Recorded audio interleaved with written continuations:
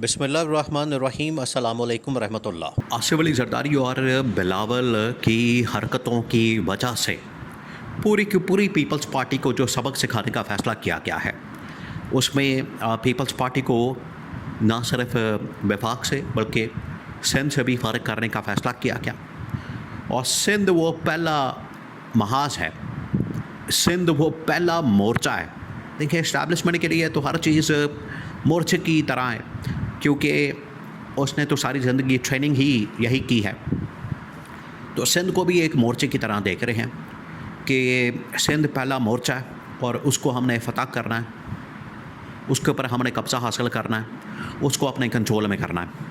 तो सबसे पहले सिंध के ऊपर कंट्रोल करना है, सिंध को फ़तह करना है और सिंध के अंदर जो पीपल्स पार्टी की गवर्नमेंट है उसको फारिग करना है। उसके बाद ईमान सदर से आसिफ अली जरदारी को निकालना है। लेकिन उससे पहले ही लगता ऐसे है कि आसिफ अली जरदारी घुटने टेकने पर मजबूर हो गया। उसने माफ़ी मांगना शुरू कर दी है और माफ़ी के जो पैगामात हैं बज़ाते ख़ुद वो इस्टेब्लिशमेंट को भेजना शुरू कर दिया है, इस्टेब्लिशमेंट को पहुंचाना शुरू कर दिया है। लेकिन अब प्लान क्या? देखिए, प्लान बड़ा खौफनाक है इनके लिए, पीपल्स पार्टी के लिए और आसिफ अली जरदारी के लिए, बिलावल के लिए। प्लान बड़ा खौफनाक है।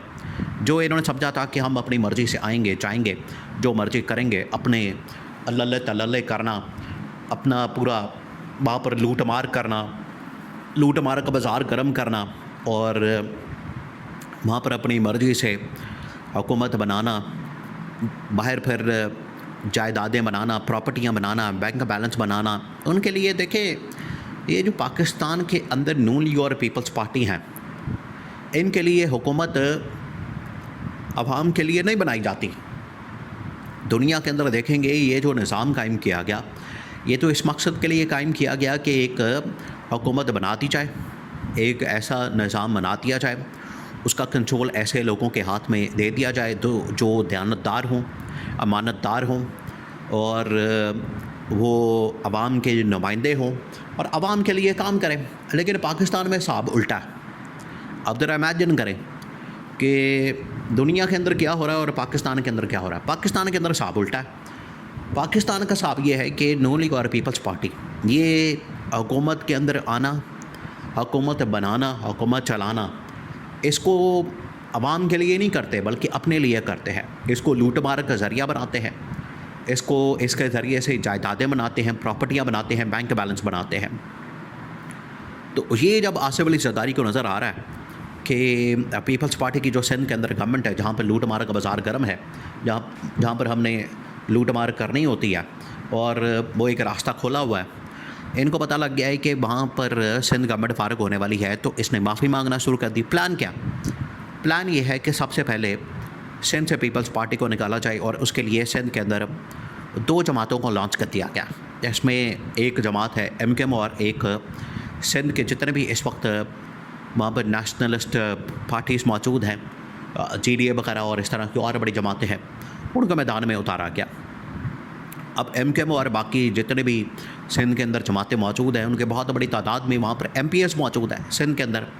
तो सिंध के अंदर सबसे पहले बगावत करवा दी जाए। दो रास्ते हैं, या तो इन हाउस चेंज करवा दिया जाए सिंध के अंदर और जो पीपल्स पार्टी की गवर्नमेंट है उनको फारिग कर दिया जाए, एक तो ये रास्ता है, या फिर वहाँ पर गवर्नर राज लगा दिया जाए और गवर्नर राज में नून लीग मुकम्मल तौर पर इस्टेब्लिशमेंट की सहूलत कारी करेगी, क्योंकि इस वक्त जो गवर्नर है सिंध का वो नून लीग का।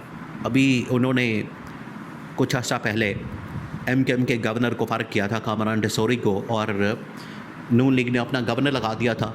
और ये डील थी, ये जो नून लीग को गवर्नर मिला है, ये एक डील के तहत मिला है कि जब भी आपको कहा जाएगा, जब भी आपको हुक्म मिलेगा कि आपने वहाँ पर तब्दीली लानी है, आपने वहाँ पर गवर्नमेंट को टॉपल करना है, गवर्नमेंट का धड़न तख्ता करना है, तो आपने फ़ौरन अमल दरामद करना है और आपने गवर्नर राज लगा देना है। तो ये नून लीग के साथ बाकायदा एक डील है।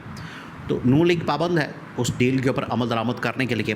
देखिए, आज इसीलिए ये नून लीग इसके ऊपर बात नहीं करती है 28वीं तरमीम के ऊपर कि हमने लानी है नहीं लानी है, हमने इसको पास करना है नहीं करना। ये अंदर से मिले हुए हैं, इनको तो पता है कि ठीक है हम पास कर लेंगे।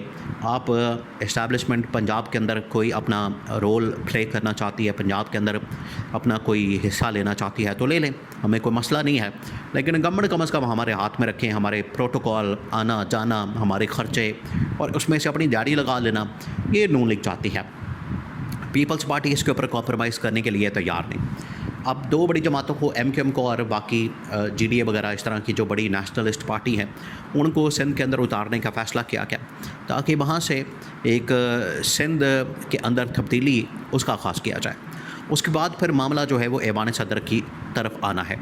अब सिंध के अंदर जो तब्दीली है उसके लिए पीपल्स पार्टी को आइडिया हो गया, पीपल्स पार्टी को अंदाज़ा हो गया कि ये मामला यहाँ पर बिगड़ गया, ये हालात यहाँ पर बिगड़ गए हैं, जिसकी वजह से उन्होंने सबसे पहले सिंध को बचाने का फ़ैसला किया।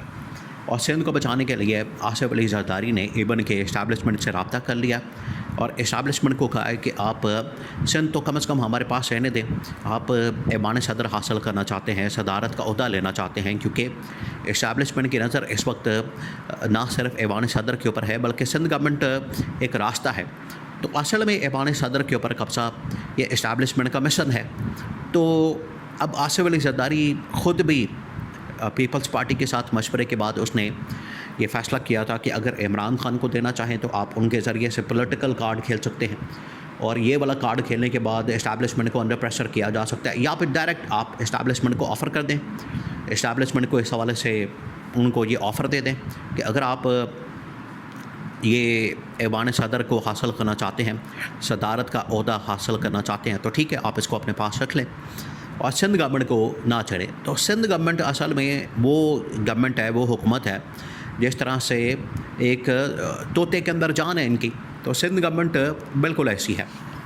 तो अगर सिंध गवर्नमेंट के ऊपर हाथ डाला जाएगा, सिंध गवर्नमेंट को पकड़ा जाएगा, उसको कंट्रोल किया जाएगा या वहाँ पर उस गवर्नमेंट को टॉपल करने की, धड़न तख्ता करने की कोशिश की जाएगी, तो पीपल्स पार्टी के लिए बिल्कुल ऐसा ही है कि आपने उसकी दुम पर पाँव रख दिया या आपने उनको रग से पकड़ लिया, दुखती रग, या उनको शारग से पकड़ लिया है। तो ये उनके लिए सबसे बड़ा मसला बन गई है। इस वजह से आसिफ अली जरदारी की जानिब से ये इस्टेब्लिशमेंट को ऑफ़र देना, इस्टेब्लिशमेंट को इस हवाले से माफ़ी मांगना और उनके सामने घुटने टेकना और उनके सामने इस तरह की अपील करना कि सिंध गवर्नमेंट के ऊपर कम से कम हाथ मत डाला जाए। बाकी जो 28वीं तरमीम के ऊपर और बजट के ऊपर, NFC अवार्ड के ऊपर, फाइनेंशियल मॉडल के ऊपर, बाकी जितने भी मामलात हैं उनके ऊपर हम बैठने के लिए तैयार हैं, बात करने को तैयार हैं, और आपकी जितनी भी डिमांड्स हैं, फरमाइशें हैं, आपके जितने भी मुतालबात हैं उनको पूरा करने के लिए तैयार हैं। ये वो इस्टेब्लिशमेंट है यहाँ पर इनकी वो जो दुखती रक्त या आप कह लें कि जो शारग होती है उसके ऊपर हाथ डाला और इनको अंदाज़ा हो गया, इनको आइडिया हो गया, जिसकी वजह से अब इनकी दौड़ें लग गई हैं। अब ये चाहते हैं कि कम से कम सिंध गवर्नमेंट हमारे हाथ से ना निकले। ऐवान सदर और ओहदा सदारत अगर चाहता है तो उसके ऊपर कॉम्प्रोमाइज़ किया जा सकता है।